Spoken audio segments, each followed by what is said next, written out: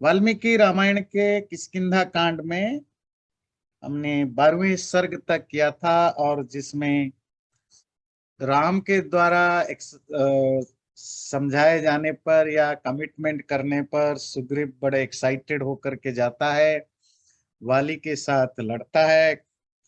पर जब वाली के बहुत सारे मार खाता है और देखता है राम बचाने नहीं आ रहे हैं, क्योंकि राम को कंफ्यूजन होता है कि ये वाली और सुग्रीव कौन है, कैसे पहचानूं, तो वो मार नहीं पाते हैं।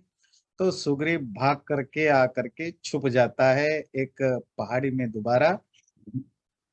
और राम लक्ष्मण हनुमान दोबारा सुग्रीव के पास जाते हैं। सुग्रीव को गुस्सा आता है, तो राम उसको उसका कारण समझाते हैं कि आप दोनों में जो सिमिलैरिटीज है उसके कारण मुझे कंफ्यूजन हुआ। अब आप दोबारा जाओ, लड़ो, और आपकी आइडेंटिटी के लिए कुछ अलग से रखो। और जिसके जिसके लिए उनको एक वो गजपुष्पी नामक फूलों का एक माला, एक गार्लैंड गले में उनका डलवाया गया। वापस जाने के लिए जब राम ने कहा तो सुग्रीव वापस दोबारा किष्किंधा गए बाली से लड़ने के लिए। राम लक्ष्मण हनुमान भी उनके साथ साथ गए और किष्किंधा राजधानी में वहां जंगलों के पेड़ों के बीच में छुपे रहे। सुग्रीव अकेला गया और महल के बाहर जाकर के चिल्लाने लगा, जोर से गरजने लगा और वाली को चैलेंज करने लगा। उसके बाद चुप होकर के एक बार दोबारा राम की तरफ देखा, इशारे से कि भाई आप इस बार कमिटमेंट जो किया है उसको फुलफिल करेंगे कि नहीं। राम ने इशारे में हाँ बोला कि हाँ बिल्कुल, चिंता मत करो, इस बार मैं जो प्रॉमिस किया है उसको रेस्पेक्ट करूंगा। राम के तरफ से ये बात सुन करके सुग्रीव के अंदर और जोश आ गया। अब उसने जितनी उसके अंदर शक्ति थी पूरी शक्ति के साथ जोर से गरजने लगा, दहाड़ करके वाली को चैलेंज किया। और इतने जोर से वो चिल्लाने लगा कि आसपास के पशु पक्षी भी डर के मारे भाग गए। तब वाली अंतःपुर में अपनी पत्नियों के बीच में था। वाली को अपने अंतःपुर में सुग्रीव की आवाज दोबारा सुनाई दी और वो गुस्से में तमतमा करके खड़ा हो गया बाहर जाने के लिए।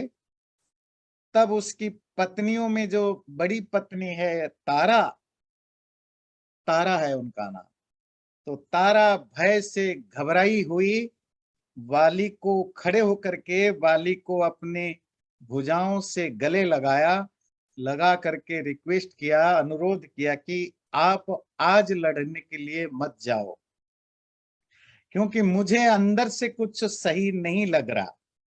मुझे आपके बल, ताकत, आपकी स्ट्रेंथ, इस पर कोई डाउट नहीं है, पर मुझे अंदर से क्यों सही अच्छा नहीं लग रहा है।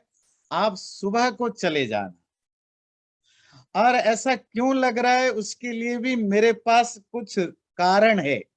तारा बोलती है, कारण ये है कि सुग्रीव हार करके भाग गया था। अब अचानक दोबारा वो वापस आया है ललकारने के लिए। तो वो मुझे मेरे अंदर वो डाउट पैदा करता है कि जरूर कुछ और घटना है। सुग्रीव जानता है कि वो हार सकता है, जीत नहीं सकता, तो उसके दोबारा आने के बाद इतना जितनी जोश से वो गरज रहा है, उस गरजने के पीछे जो उसकी जो एक्साइटमेंट है उसमें भी मुझे डाउट है। जरूर कोई इसके पीछे बड़ा कारण है, उसको जानना बहुत जरूरी है। हो सकता है कोई उसको पीछे से मदद कर रहा है, हेल्प कर रहा है। और ये बात में कोई ऐसे मतलब ह्यूमिशियली व मेरे अंदर इमोशनली कोई भाव आ रहा है, नहीं। इसके पीछे एक और कारण है। और वो कारण है कि एक बार राजकुमार अंगद, अंगद सबको नाम पता है, वाली का बेटा, राजकुमार अंगद से बातचीत के प्रसंग में अंगद ने मुझे कुछ बताया था। और अंगद को ये खबर उसके गुप्तचरों से मिला था, और वो क्या था कि अयोध्या देश के राजा के दो बेटे, जिनको राम और लक्ष्मण से जाना जाता है, वो बहुत ही शूर और वीर है। उनमें से जो बड़ा भाई राम है, युद्ध में जब वो लड़ता है उसको हराना बहुत मुश्किल है। ये दोनों जंगल में आए हुए हैं, और सिर्फ जंगल में आए हुए नहीं है, वो ऋष्यमुख पर्वत के आसपास भी दिखाई दिए हैं। और ये भी गुप्तचरों से अंगद को समाचार मिला है, ये दोनों सुग्रीव से मिले हैं, और शायद सुग्रीव को प्रॉमिस भी किया है हेल्प करने के लिए। और वो जो राम है बड़ा भाई, वो इतना स्ट्रांग, पावरफुल, उसकी जो तलवार और जो बाण है, वो जो लड़ाई में इन तलवार और बाण के साथ उतरता है तो कोई नहीं उसके सामने टिक पाता है। राम की इस वीरता की कहानी बहुत लोगों को पता है। इसीलिए मेरा आपसे निवेदन है कि आप इस लड़ाई के लिए मत जाओ। और सुग्रीव इतना बेवकूफ नहीं है कि वो किसी के कहने के पर या किसी के बहकावे में आकर के आपसे लड़ रहा हो।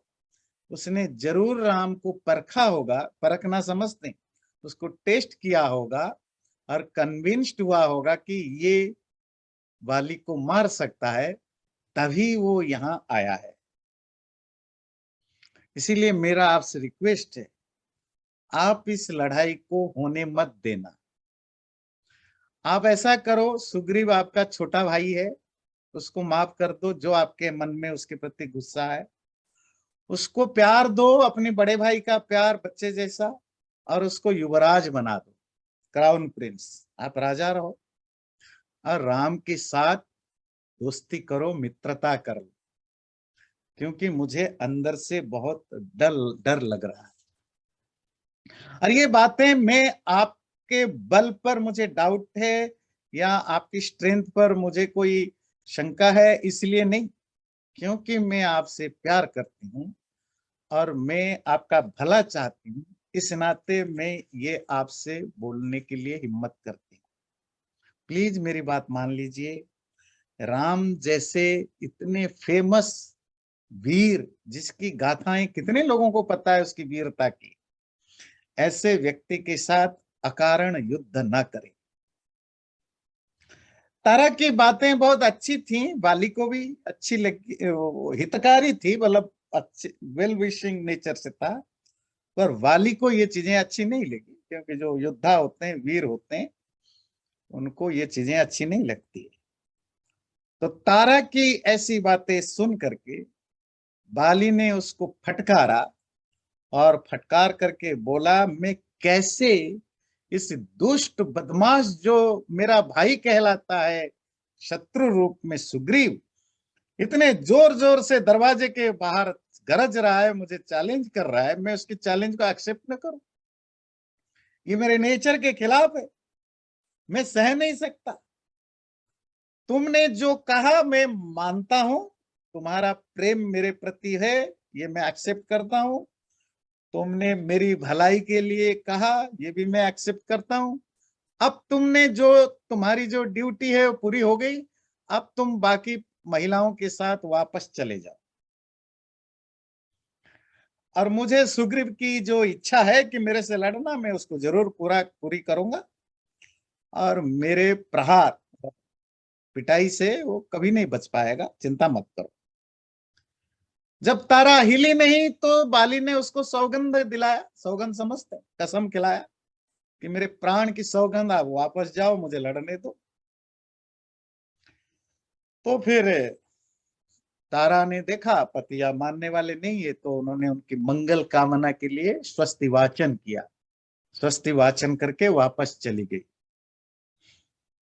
आगे मैं जो स्टोरी पढ़ने से पहले मैं तारा के बारे में 2-3 मिनट बताऊं। तारा की कैरेक्टर बहुत ज्यादा डिफाइंड नहीं किया गया है, पर जितनी भी मिलती है, इवन आगे वाली भी जो तारा के बारे में बोलते हैं कि बहुत ही विदुषी, वाली खुद अपनी पत्नी के बारे में बोलते हैं कि वो सर्वज्ञ है, बहुत बहुत ज्ञानी है, विदुषी है। और जैसे अभी यहाँ भी आया कि वो स्वस्तिवाचन, जैसे ब्राह्मण स्वस्तिवाचन करते हैं किसी की, राजा की विजय घोष के लिए, तो स्वस्तिवाचन करके वो वापस चली गई। और तारा के वापस जाने के बाद वाली दोबारा गुस्से में फनफनाए, गुस्से वाले सांप की तरह लंबी लंबी सांस लेकर के बाहर निकला। और बाहर निकलते ही सुग्रीव को देखा, वो ललकारने के लिए खड़ा बैठा है, चिल्ला रहा है। और उसको देख करके और गुस्सा आया, तो उसने अपनी मुट्ठी पांचों अंगुलियों को भींच करके मारने के लिए दौड़ा। उधर से सुग्रीव और वाली की लड़ाई शुरू हो गई। दोनों एक दूसरे को मुट्ठी से प्रहार कर रहे हैं, मल्ल युद्ध, रेसलिंग से प्रहार कर रहे हैं। आसपास जो भी पत्थर मिलता है या पेड़ों को उखाड़ करके एक दूसरे पर फेंकने लग गए। लंबी देर तक लड़ाई चलती रही। वाली की शक्ति अभी भी भरपूर है, पर सुग्रीव धीरे धीरे उनकी ताकत कमजोर होने लगे। जब सुग्रीव को लगा कि उनकी शक्ति क्षीण हो रही, तो उन्होंने इशारे से इधर उधर देखने लगा राम कहाँ है। जब उनको राम दिखा इशारे से, उन्होंने इशारे इशारे में बोला कि मेरी हालत देखो, मैं थक रहा हूं, कमजोर हो रहा हूं, जो करना है अब आप करिए। पर लड़ाई चल रही है, दोनों लहूलुहान है, मतलब खून से लथपथ हैं। दोनों बादलों की तरह, जैसे दो बड़े बड़े बादल एक दूसरे से टकराते हैं, क्योंकि बड़े बड़े शरीर वाले, इसी तरह वाली और सुग्रीव एक दूसरे से टकराते जा रहे थे। पर सुग्रीव धीरे धीरे कमजोर पड़ता जा रहा था और उसकी मार खाना ज्यादा हो रहा था, वापस देना कम हो। श्री राम ने देखा कि सुग्रीव कमजोर पड़ रहे हैं, बार बार इधर उधर देख रहे हैं, बार इधर उधर मतलब राम को ही ढूंढ रहे हैं। तब उन्होंने सोचा कि अब देर नहीं करना चाहिए, तो पेड़ के पीछे से उन्होंने अपने बाण को निकाला, धनुष पर लगा करके जोर से खींचा।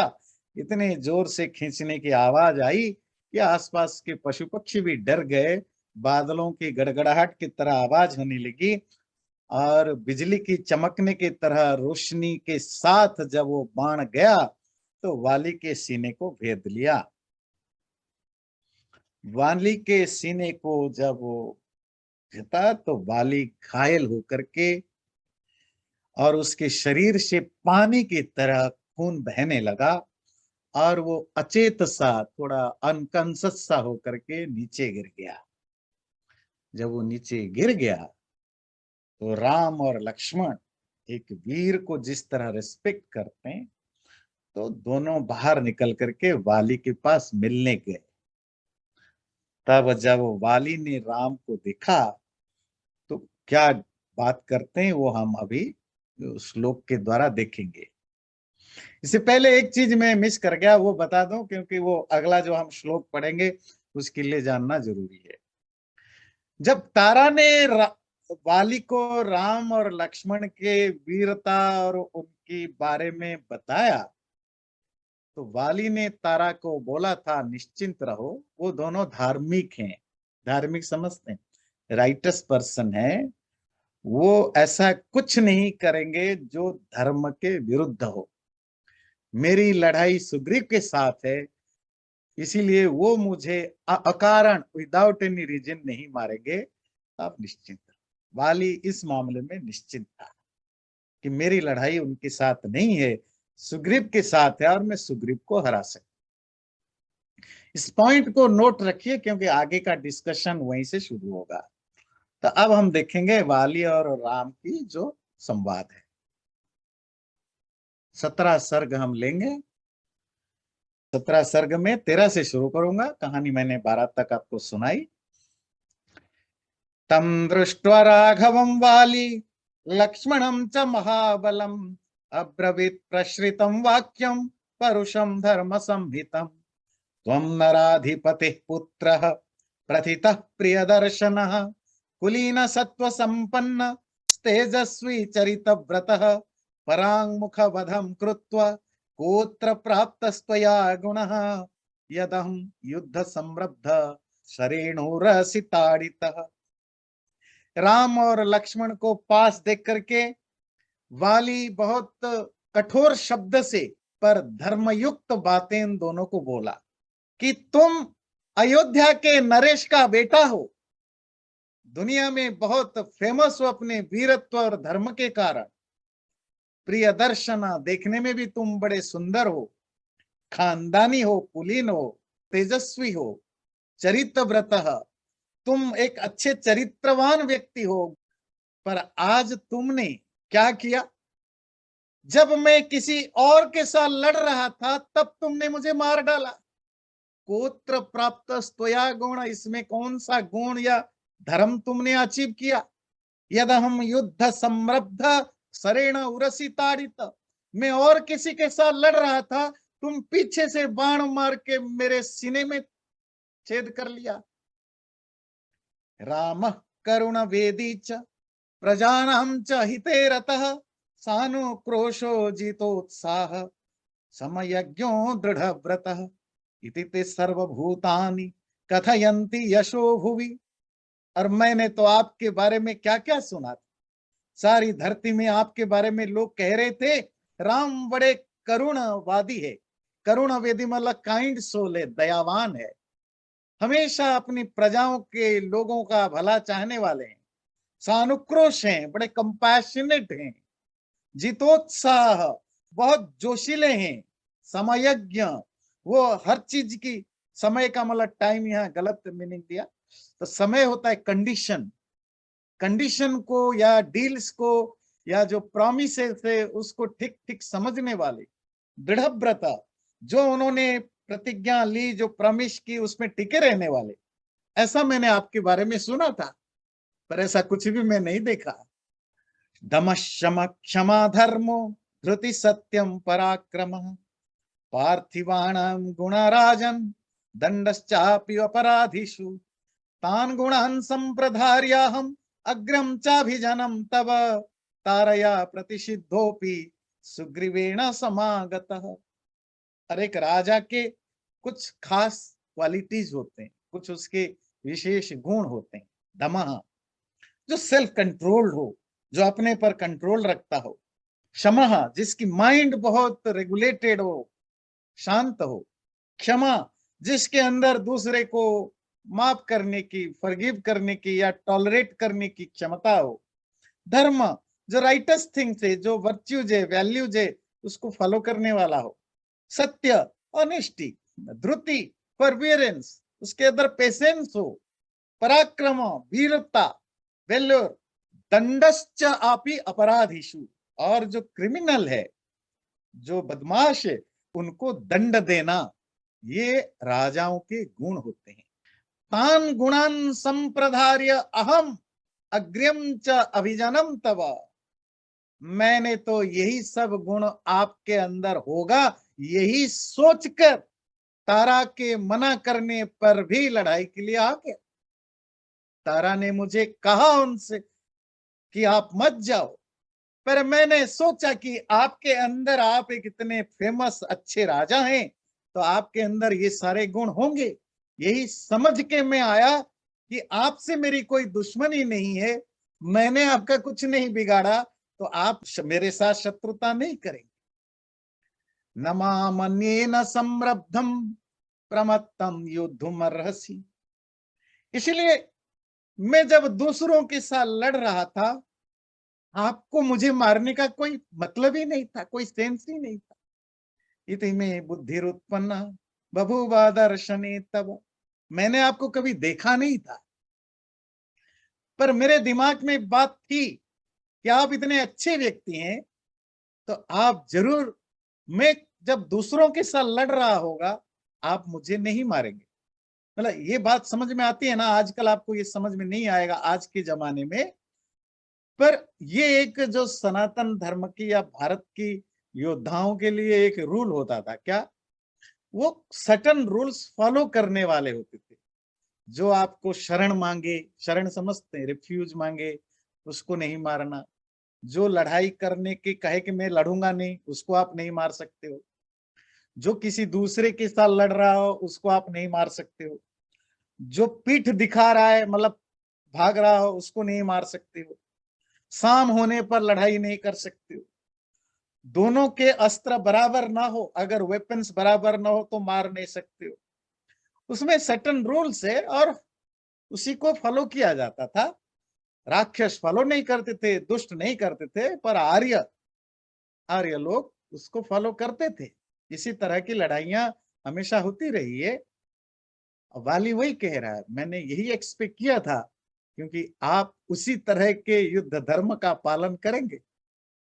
न त्वाम विनिहतात्मानम धर्म ध्वजमधार्मिकम जाने पाप समाचारम तृणैहि कुपमिवावृतम। और मुझे ये पता नहीं था कि आपने अपनी आत्मा को मार दिया है। आत्मा मतलब अंदर के धर्म को मार दिया है। आप तो उस अधार्मिक पापी धर्मध्वजी हैं, जो अंदर से पाप करता है, ऊपर से धार्मिक दिखाता है। बिल्कुल वैसे ही जैसे घास फूस से ढका हुआ कुआं होता है। ये शब्द ध्यान रखिए, धर्मध्वजी। ध्वज कहते हैं फ्लैग, झंडा। धर्म कहते हैं धर्म। धर्म झंडा किसको कहते हैं? जो हिपोक्रेट होता है। जो पापी है वो पापी है, जो बुरा काम करता है वो बुरा आदमी है, जो अच्छा काम करता है वो अच्छा आदमी है। धर्मध्वजी कौन है? जो अच्छा होने का दिखावा करता है पर अंदर से बुरा काम करता है, इसको धर्मध्वजी कहते हैं। मतलब झंडा तो धर्म का पकड़ रखा है, पर अंदर से सारा अधर्म है। और आज की डेट में ज्यादातर जो रिलीजियस लोग होते हैं वो धर्मध्वजी होते हैं, है ना। धर्मध्वज मतलब जो ऊपर से धार्मिकता दिखाए, अंदर से अधर्म करे। वाली वही बात कह रहे हैं राम के लिए। मैंने आपको क्या समझा था, पर आप तो धर्मध्वजे निकले। और उसके लिए एग्जाम्पल क्या दिया? त्रिणैहि पिहितम कूपम, मतलब एक कुआं जो बहुत बड़ा गड्ढा है, जिसके ऊपर घास फूस से ढक दिया गया है, और आपका पैर पड़े तो आप सीधे कुएं के अंदर गिर जाएंगे। धर्मध्वजी व्यक्ति ऐसे होता है, ऊपर से तो अच्छा दिखता है तो आप उसको अच्छा मानोगे, पर जैसे ही आप उसके पास जाओगे वो आपको लूटेगा, ठगेगा या आपको मारेगा। उसी को कहते हैं धर्म की। ऐसा कुआं जो घास फूस से ढका हुआ हो। सताम वेशधरम पापम प्रछन्नमिव पावकम। आप सज्जनों के रूप में वेश धारण करके पाप करने वाले, प्रछन्नमिव पावकम, छुपे हुए आग के तरह हो। ना हम त्वाम अभिजानामि, और मैं आपको पहचान नहीं पाया। धर्म छद्मा अभिसंवृतम, क्योंकि आप धर्म का मुखौट आप पहने हुए थे। विषये वा पुरे वाते यदा पापम करोम्यहम न च त्वाम अवजाने च कस्मात् त्वम हंसी अकिल विषम। मैंने ना कभी आपके प्रजाओं पर आक्रमण किया, ना आपके रॉयल मैटर में, पर्सनल मैटर में, राज के मैटर में कभी मैंने कोई आक्रमण किया। पूरे आपके शहर के साथ भी मैंने कोई बुरा नहीं किया, ना मैंने कभी आपको इंसल्ट किया, अपमानित किया। फिर कस्मात् त्वम हंसी अकिल विषम, तो फिर आप इस पाप न करने वाले निष्पापी व्यक्ति को क्यों मारा? फलमूलाशनम नित्यम वानरम वनगोचरम मामिहा प्रतियुद्धंत मन्येन च समागतम। मैं ठहरा जंगल में रहने वाला, फल और मूल खाने वाला वानर, यहाँ अप्रतियुद्धंत मन्येन, मैं और किसी के साथ यहाँ लड़ाई कर रहा था। आपके साथ मैंने लड़ाई की नहीं, आपके राज्य के साथ लड़ाई नहीं की, आपका किसी तरह के अपमान भी नहीं किया। आपने मुझे क्यों मारा? त्वं नराधिपति पुत्र प्रतीतः प्रियदर्शन लिंगमपि अस्ति ते राजन दृश्यते धर्म संहितम। अब इतने बड़े राजा का बेटा हो, दशरथ जैसे राजा का, दिखने में इतना हैंडसम दिख रहे हो प्रियदर्शन, आप बाबाओं की तरह कपड़े पहन रखे हो। ऋषि सन्यासियों के, ऋषि लोग क्या कपड़े पहनते थे?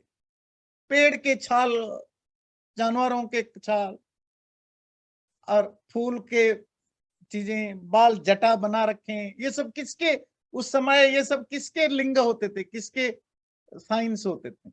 धार्मिक लोगों के, तपस्वी लोगों के, ऋषि लोगों के। और आप ऐसे कपड़े पहन करके ऐसे लिंग मतलब इस तरह के जो साइंस के साथ आप लग रहे हो, उसके बावजूद भी कः क्षत्रिय कुले जात श्रुतवान् नष्ट संशय धर्मलिंग प्रतिच्छन्नम क्रूरम कर्म समाचरे।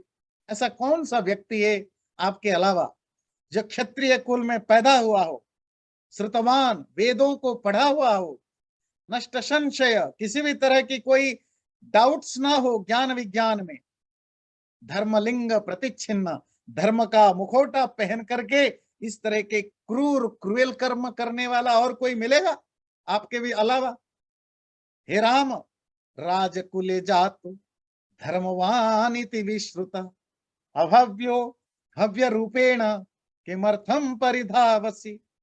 हे राम, राजकुल में पैदा हुए हो, धर्मवान हो, ऐसा दुनिया में विश्रुत हो, फेमस हो, अभव्यो भव्य रूपेण, तुम भव्य के रूप में एक वर्थी प्रेजवर्थी पूजा के योग्य अर्थात साधु सन्यासी वेश में आए हो और अभव्य कर्म करते हो, ऐसा कर्म करते हो जो किसी साधु सन्यासी या धार्मिक व्यक्ति को नहीं करना चाहिए। इस तरह के पाप कर्म करते हो। राजा तो कैसे होता है? साम दानम क्षमा धर्म सत्यम धृति पराक्रमौ पार्थिवानाम गुणराजन दंडश्चाप्य अपराधीषु। राजा के गुण होते हैं साम करना, शांति स्थापना करना, शत्रु के साथ भी शांति बनाए रखने की कोशिश करना, दान करना, चैरिटी, क्षमा, जहां जरूरत पड़े तो उसको माफ करना, धर्म जो मेरिटियस थिंग है, जो अच्छे व्यवहार है, अहिंसा आदि, उसको पालन करना, सत्य सच्चाई पर टिके रहना, धृति पेशेंस, पराक्रम वही ताकत, वेल्योर वीरता, दंडश्च अपि अपराधीषु, और अपराधी जो क्रिमिनल्स है उनको सजा देना, पनिश करना, ये राजाओं का गुण है। पर हम वयम वनचरा राम मृगा मूल फलाशना ऐसा प्रकृति रस्माकम पुरुषस्त्वम नरेश्वर। पर तुम तो इंसानों के राजा हो और हम ठहरे जंगली फल मूल खाने वाले जानवरों की तरह। ये तो हमारा स्वभाव है, जंगल में रहना, फल मूल खाना। तुम तो राजा हो, मनुष्यों का राजा हो, फिर हमने तुम्हारा क्या बिगाड़ा था? हाँ, राजा लड़ते हैं किसी के भी साथ दो तीन कारणों से। भूमिर हिरण्यम रूप्यम च विग्रहे करणानि च, जमीन के लिए लड़ते, या हिरण्य सोना के लिए, या रुपयम चांदी के लिए, मतलब गोल्ड सिल्वर या लैंड प्रॉपर्टी, इसके लिए राजा लड़ते हैं। विग्रह, विग्रह कहते हैं लड़ाई, युद्ध, युद्ध के ये कारण है। अत्र कस्ते वने लोभो मदीयेषु फलेषु वा, पर यहाँ इनमें से कौन सा लालच तुम्हारा था मुझे मारने में? ना मैं, मुझे मार करके तुम जमीन पा सकते हो, ना सोना पा सकते हो, ना चांदी पा सकते हो। नयश्च विनयश्चोभौ निग्रहानुग्रहावपि राजवृत्तिरसंकीर्णा न नृपा कामवृत्तय। हे राम, राजाओं को कुछ चीजें ध्यान देनी होती। नय जो नीति है, जो डिसिप्लिन है, विनय जो मॉडेस्टी है, निग्रह जो कंट्रोल करना है, अनुग्रह जो फेवर करना है, ये राजाओं का वृत्ति है, ये राजाओं का कार्य है। पर राजा कामवृत्ति नहीं होते हैं। कामवृत्ति मतलब वो इम्पल्सिव होकर ये सब नहीं करते। राजा नियम के अनुसार काम करते हैं, किसको फेवर करना है, किसी को पनिश करना है, कहाँ झुकना है, कहाँ खड़े अकड़ना है, कहाँ विनम्रता दिखानी है, कहाँ अकड़ के लड़ना है, ये राजाओं का काम है। पर वो कामवृत्ति नहीं, कामवृत्ति मतलब स्वेच्छाचारी, मेरी मर्जी, भूमिशील नहीं। त्वं तु काम प्रधानश्च कोपनश्चानवस्थित। पर तुम तो स्वेच्छाचारी हो, तुम तो भूमिशील, बिल्कुल इम्पल्सिव होकर के काम करते हो।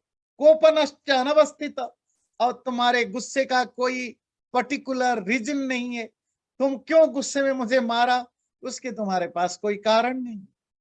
राजवृत्तेश्च संकीर्ण शरासन परायण। तुम्हें बस एक ही चीज आता है, धनु और बाण लेकर के घूमना, जिसको मर्जी उसको मार डालना। ये बिगड़े हुए जो होते हैं ना, राजाओं के बिगड़े हुए बच्चे, तुम उस बिगड़े हुए बच्चे की तरह हो, बस धनु और बाण पकड़ रखे हो, जहां मन करे उसको मार डालो। न ते अस्ति अपचितिर धर्मे नार्थे बुद्धिरवस्थिता। तुम्हारा ना धर्म में कोई आस्था फेथ है, ना अर्थ वेल्थ प्रॉस्पेरिटी में भी कोई इंटरेस्ट है। इंद्रिय ही कामवृत्त सन कृष्य से मनुजेश्वर। हे मनुष्यों के राजा राम, तुम तो बस अपनी सेंसुअल प्लेजर के लिए सब करते हो, ना तुम्हें धर्म में इंटरेस्ट है, ना प्रॉस्पेरिटी में इंटरेस्ट है, क्योंकि ये दोनों राजा का कर्तव्य है। तुम्हें तो बस अपनी इंद्रियों को खुश करना है, सेंसुअल प्लेजर के लिए ही करना है।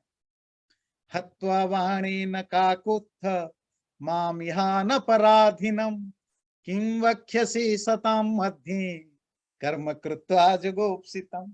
अब बताओ, हे ककुत्थ वंश के संतान राम, मेरे जैसे निरपराधी, जिसने कोई गलत काम नहीं किया आपका, ऐसे व्यक्ति को बाण से मार करके, इस तरह के नीच, जो जुगुप्सितम, जुगुप्सितम का अर्थ है जो निंदनीय है, ऐसे काम को कर करके, सिंफुल एक्ट को करके तुम जब जाओगे, अच्छे लोगों के बीच में बैठोगे, अपने आप को कैसे जस्टिफाई करोगे। राजः ब्रह्मः गोघ्नश्चोरः प्राणवधेर प्राणिवधेरतः नास्तिकः परवेत्ता च सर्वे निरयगामिन सूचकश्च कदर्यश्च मित्रघ्नो गुरुतल्पगः लोकं पापात्मना मेते गच्छन्ते नात्र संशयः। ये लोग सबसे बड़े पापी होते हैं। राजा, राजा की हत्या करने वाला, the killer of a king. ब्रह्म, ब्राह्मण की हत्या करने वाला। गोघ्न, गायों की हत्या करने वाला। चोर, चोरी करने वाला। प्राणी वधे रहता, बिना मतलब के प्राणियों को हत्या करने में लगे रहने वाला। नास्तिक, जो एथिस्ट है। परिवेत्ता, और जो अपने बड़े भाई बहन के विवाह करने से पहले शादी कर ले।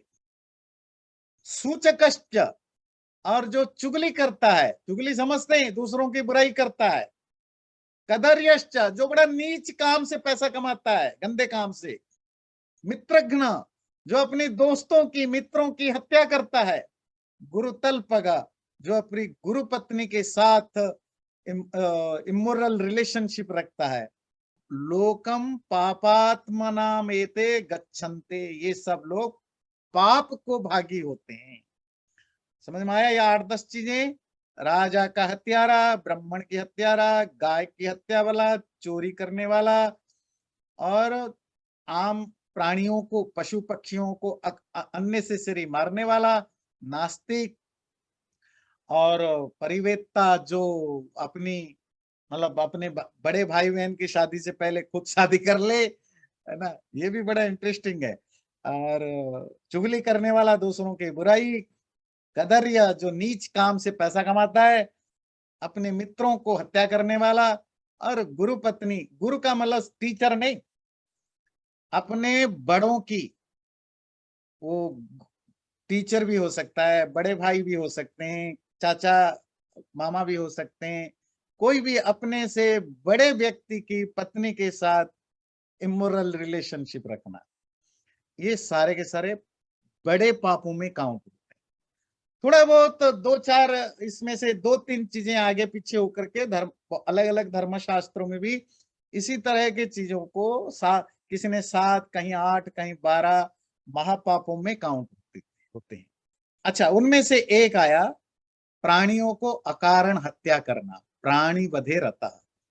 राम की यहाँ जो पाप है ये प्राणी वधे रता।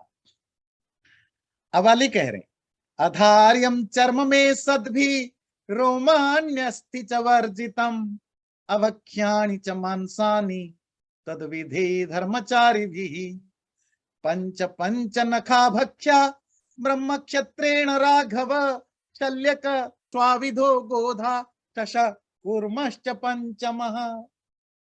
मुझे क्यों मारा? मैं वानर हूं, मेरे चमड़े को कोई पहनता नहीं है। एक चीज ध्यान रखिए, जो रूल है, प्राणियों की हत्या अकारण हो तो पाप है, अननेसेसरी जानवरों को हत्या करना पाप है, पर कोई रीजन है तो ठीक है। अब वो रीजनिंग क्या है? बाली बता रहा है कि मैं वानर हूं और नियम की दृष्टि से मेरे चमड़े को कोई पहनता नहीं है।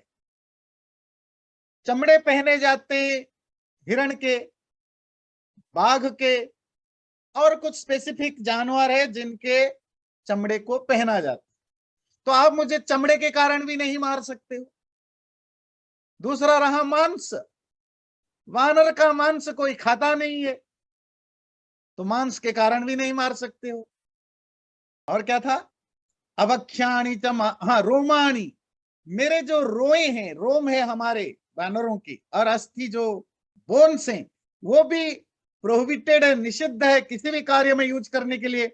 जानवरों के किसी जानवर की रोम आप यूज करते हैं, किसी की दांत यूज करते हैं, किसी की हड्डी यूज करते हैं, अलग अलग कारणों से उनको आप मारते हो, तो कोई ना कोई आप जस्टिफिकेशन दे सकते हो, पर हमारा तो ये कुछ यूज होता ही नहीं है। और अभक्ष्याणि च मांसानि, हमारे मांस भी अभक्ष्य है, वो खाने लायक नहीं है, तो फिर आपने हमें क्यों मारा?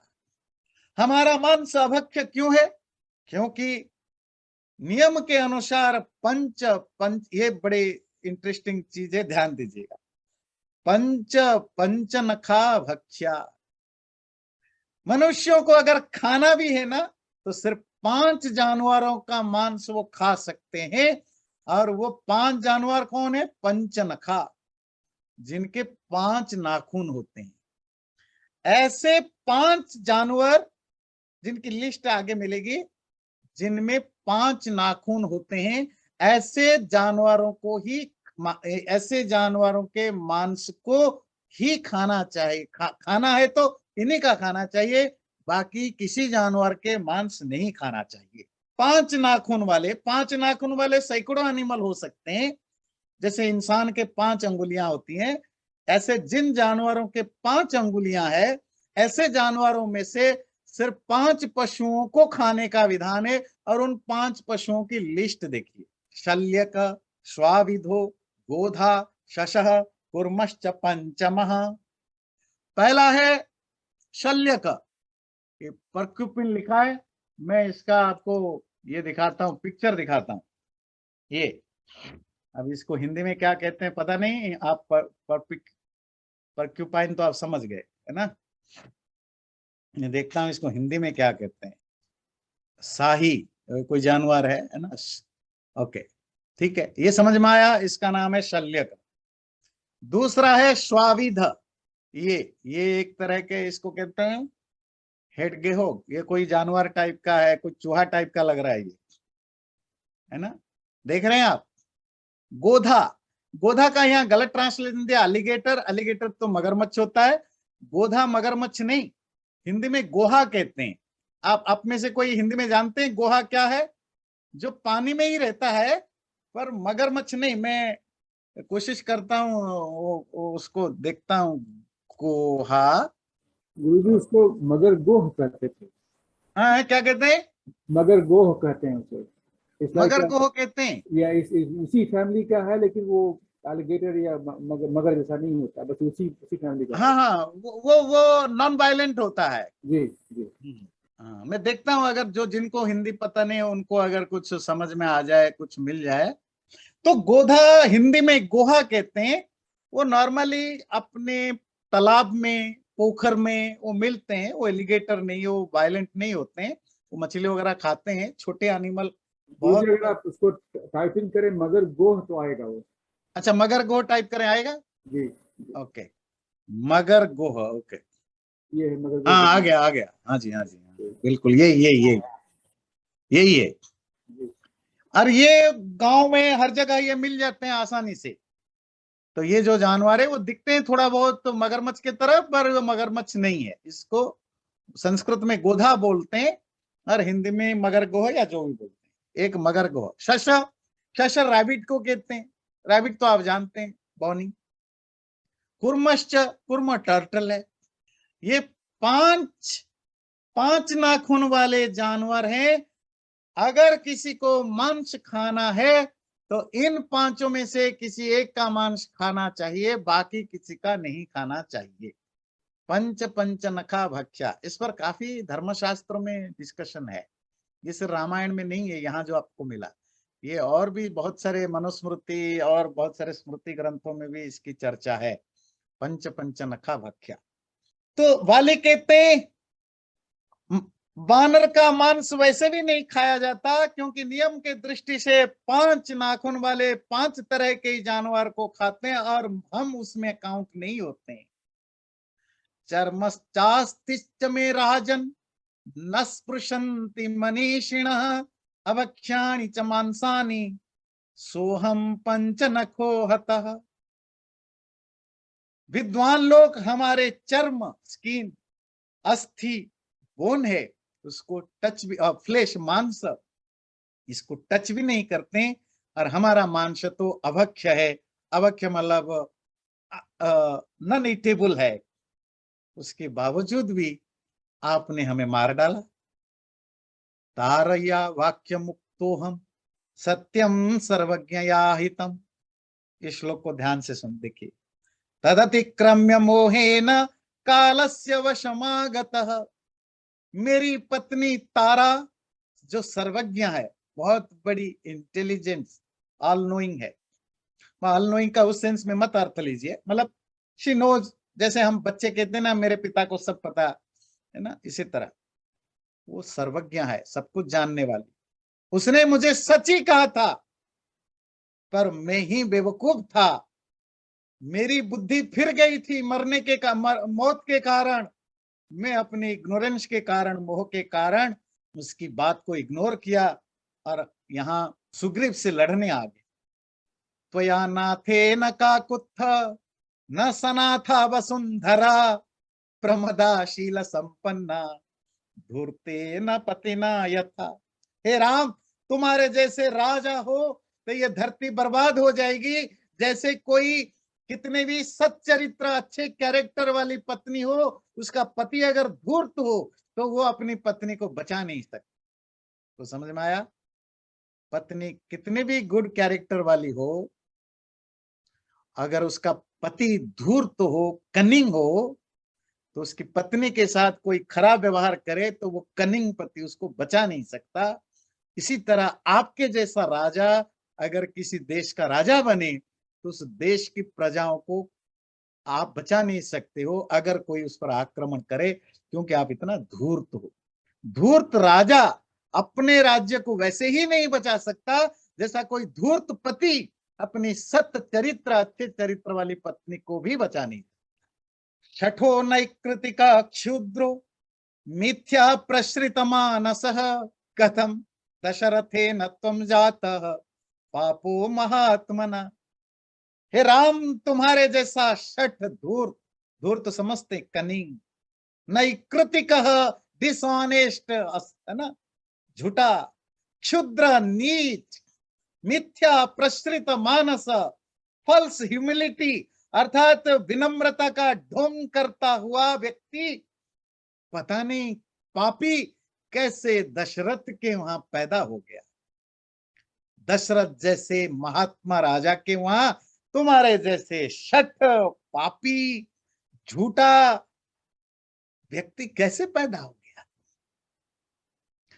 छिन्न चारित्र कक्षीण सताम धर्मातिवर्तिना त्यक्त धर्मांकुशेनाहम निहतो राम हस्तिना। मैं तो उस राम रूपक हाथी के द्वारा मारा गया जो छिन्न चारित्र कक्षीण, जिसने अपने चरित्र रूपक चेन को काट डाला है, जिसने सज्जनों के द्वारा एस्टैब्लिश्ड जो कोड ऑफ कंडक्ट है उसको सरपास कर गया है, जिसने धर्म रूपक अंकुश को भी नकार दिया है, ऐसे उस राम रूपक हाथी के द्वारा मैं मारा गया। अशुभम चापि अयुक्तम च सताम चैव विगर्हितम वक्ष्यसे चेदृशम कृत्वा सद्भिसह समागतः। तुमने एक अशुभ, अयुक्त, इम्प्रॉपर, अच्छे लोगों के द्वारा जिसकी निंदा की जाती है, जिसकी बुराई की जाती है, ऐसे एक काम को किया। तो जब तुम्हें कोई ज्ञानी, तपस्वी, अच्छे व्यक्ति पूछेंगे तुमने ऐसा क्यों किया, तो वहां क्या जवाब दोगे?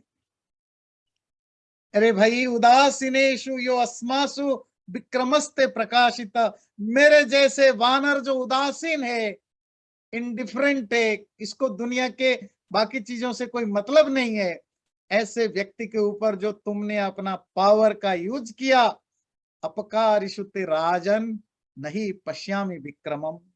मुझे नहीं लगता तुमने ऐसे मेरे ऊपर ये वीरता को यूज किया, उसका कोई सेंस बनता है। दृश्यमानस्तु युद्धे था मया यदि नृपात्मज अद्य वैव स्वतम देवम पश्येत्वम निहतो मया। पर हे राम सुनो, छुप करके बाण चलाने वाले, अगर मेरे सामने लड़ते और मैं अगर आपको देखता तो आज आप यहाँ मेरे पास खड़े हुए नहीं मिलते, लड़ाई में मारे गए होते। छुप के मारा तुमने, इसीलिए मुझे मार डाला, सामने होते तो मैं तुम्हें मार डालता। तो या दृश्येन तुरणे निहतो हम दुरासद प्रशुप्त पन्नगे नेव नर पान वशम गतः। तुम छुप करके लड़ाई में मुझे मारा। तुम उस सांप के तरह हो जो सोए हुए व्यक्ति को डस करके प्राउड फील करता है, मैंने किसी को मार दिया। तुमने एक ऐसे व्यक्ति को मारा जो और किसी के साथ लड़ रहा था, जिसको पता ही नहीं था कि तुम यहाँ हो, मुझे छुप करके मारा। मामे वयदि पूर्वम त्वम एतदर्थम अचोदयः मैथिली महमेकान्हा तब चानितवान भवेत्। अरे राम, अगर पहले मुझे ही बता देता कि तुम्हारी सीता, तुम्हारी पत्नी सीता को रावण ने हर लिया, मैं तो एक ही दिन में उसको उठा के ले आता। सुग्रीव प्रिय कामेन यदहम निहतस्त्वया कंठे बद्ध्वा प्रदद्याम ते निहतम रावणम रणे। तुमने सुग्रीव के कहने पर मुझे मारा, क्योंकि तुम्हें लगा सुग्रीव तुम्हारे पत्नी को लाने में हेल्प करेगा। अरे बुद्धू, अगर तुम मुझे ही बोल देता, मैं तो एक ही दिन में सीता को उठा के ले आता, और इतना नहीं, उस रावण को मार के उसके गले पकड़ के आपके सामने खड़ा कर देता एक ही दिन में। न्यस्ताम सागर तोयेव पाताले वापि मैथिलीम आनयेयम तवा देशात श्वेता मश्वतरीमिव। अगर आप मुझे ऑर्डर करते राम, तो वो सागर के, समुन्द्र के पानी के अंदर भी सीता होती, पाताल के अंदर भी होती, तो भी मैं ढूंढ के उसको आपके सामने ले आता। युक्तम यत् प्राप्नुयात राज्यम सुग्रीव स्वर्गते मयि। मेरे मरने पर सुग्रीव राजा होगा, ये युक्त है, ये वैलिड है, वो ठीक है, उसमें कोई गलत नहीं है। पर गलत क्या है? अयुक्तम यत अधर्मेण त्वया हम निहतो रणे। ये जो तुमने मुझे लड़ाई में अधर्म से मारा, ये गलत हुआ। मेरे मरने के बाद सुग्रीव राजा बनेगा, वो जस्टिफाइबल है, वो ठीक है। पर मुझे जो तुमने छुप के मारा, ये अनजस्टिफाइबल है। काममेवं विधो लोकः कालेन विनियुज्यते क्षमं चेत् भवता प्राप्तुम उत्तरम साधु चिंत्यताम्। हर व्यक्ति को मौत एक दिन आना ही आना है। पर ये जो विनियुज्यत, ये जो तुमने काम किया, छुप के मारा, क्षमम चेद भवता प्राप्तम उत्तरम साधु चिंत्यताम। अगर तुम्हारे पास कभी टाइम होगा, इस पर सोचना। क्या साधु, क्या जो तुमने किया वो राइट है? कभी अकेले में बैठ के सोचना। मरना तो तुमने मारा, तुम नहीं मारते वैसे ही मर जाते, मरना तो सबको है ही, पर कभी दिमाग लगा के सोचना, राम तुमने जो किया वो सही किया। इत्येवं मुक्त्वा परिशुष्क वक्त्र शराभिघाता व्यथितो महात्मा समीक्ष्य रामं रविसन्निकाशं तूष्णीं बभूवा मरराजसूनुः। इस तरह इस तरह बोल करके वाली, जिसका मुंह सूख रहा था, शरीर घायल होने के कारण पीड़ा से तड़प रहा था, सूरज की तरह चमकते हुए राम को देख करके ये सब बोला और चुप हो गया। अगले सर्ग में अगले बार पढ़ेंगे वाली की इन बातों पर राम क्या जवाब देते हैं। तो आप जरूर सुनिए, जरूर आना। ये इतनी सारी एलिगेशन वाली ने लगाया, खतरनाक खतरनाक एलिगेशन। देखते हैं राम का आंसर क्या होता है। चैनल को सब्सक्राइब जरूर करें और वीडियो अच्छा लगे लाइक भी जरूर करें।